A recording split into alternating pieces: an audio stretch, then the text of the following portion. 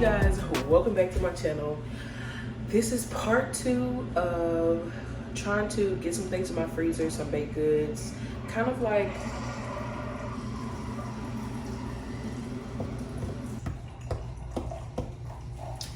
we're gonna let the coffee do its coffee. 1 second, y'all.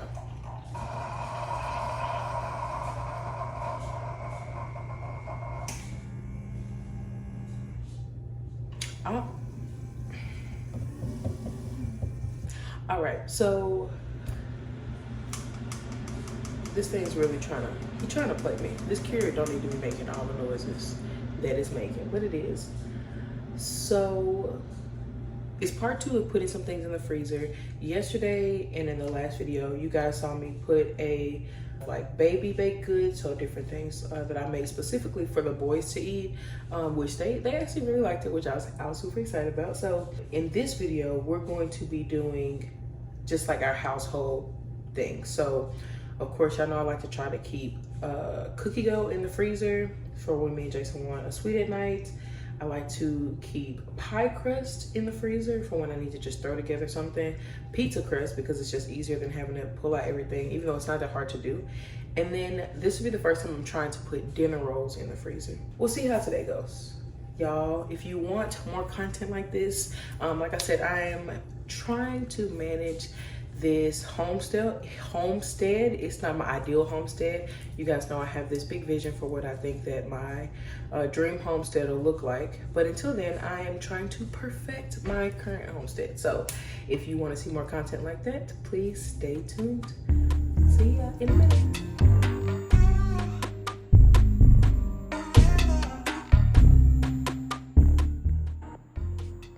So I'm just going through and making this very loud cup of coffee that intruded upon us today.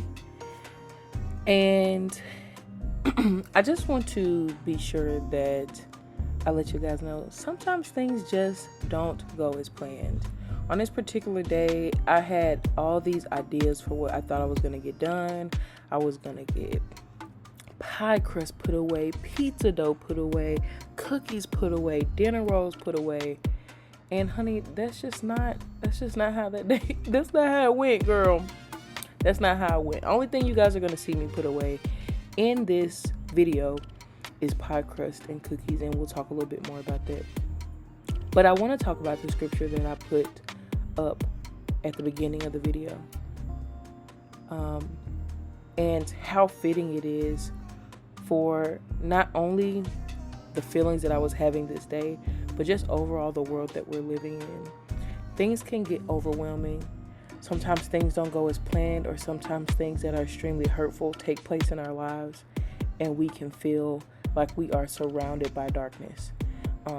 I can't speak for anybody else. I personally sometimes feel like I'm surrounded by darkness. Like I tell y'all, I have experienced depression. I'm constantly experiencing some form or level of anxiety, and learning how to manage that and to challenge those thoughts that I have. And I love that scripture because it's so profound and it's so practical. That's one thing about the Bible that when we're kids, we don't really get the luxury of knowing. We hear the Bible and it's a bunch of stories and a bunch of things that happen to a bunch of people. But as you get older, you start to realize how practical those words can be. And to talk about light and darkness, when you think about that in a room, when you have light, it is hard to find darkness in a room filled with light.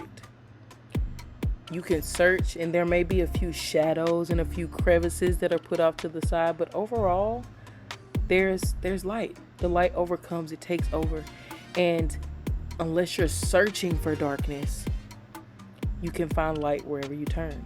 And I think that's so beautiful and so practical for the world that we're living in right now.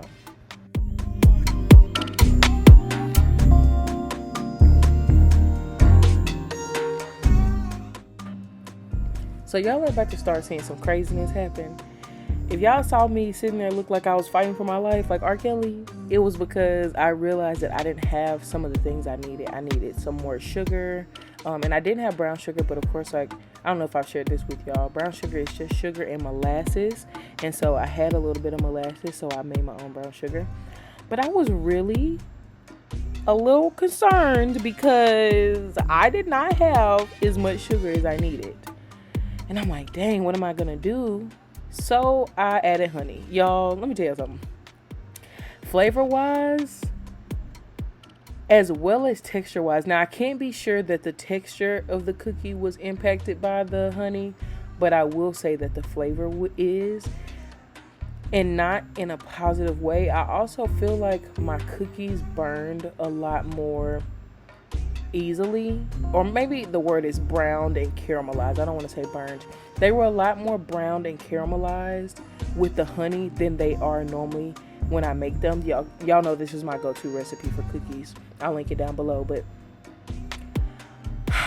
let's just say I won't ever do that again. I will never do that again. It's not worth it. I'll save my honey for my dinner rolls. And then y'all see it's very loose. So like I said, I think the honey probably didn't play a role in the texture. The dough was a little loose. And so when I chilled it, maybe I didn't add enough flour. Maybe I left it on my leggings that y'all can see right there on the internet.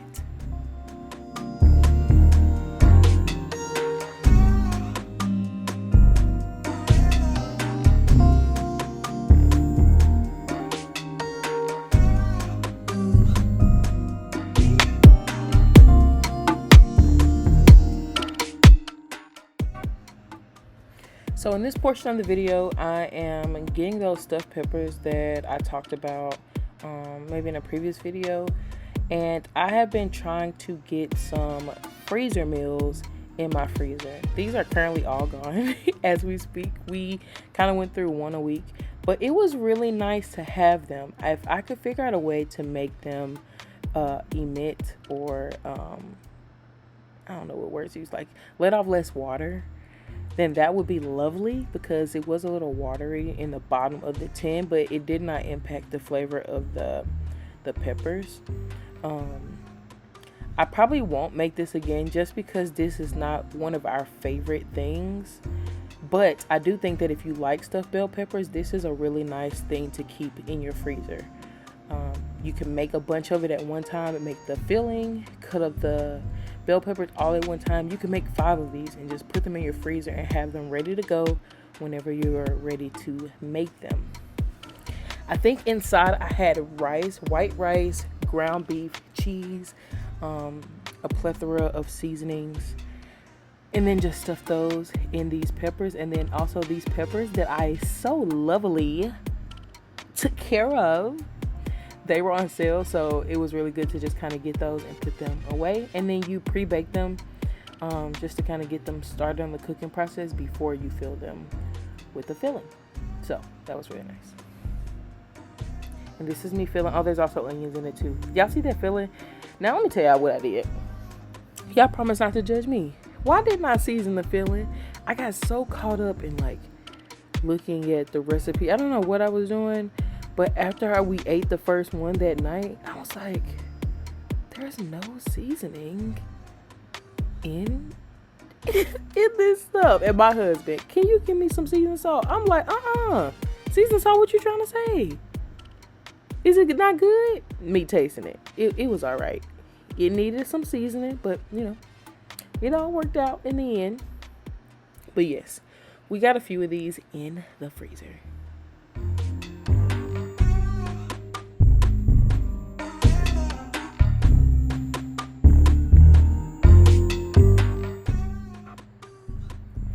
So back to what we talked about earlier, things not going as planned, lifing, whatever you want to call it.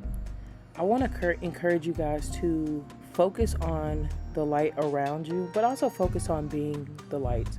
I doubt she's even watching this, but I had a coworker that I worked with at this organization tell me one time, I was in such a bad mood. I came in and I was so frustrated, and I was kind of just being a Debbie Downer. And she came up to me and she said, "You're such a little dark cloud, aren't you?"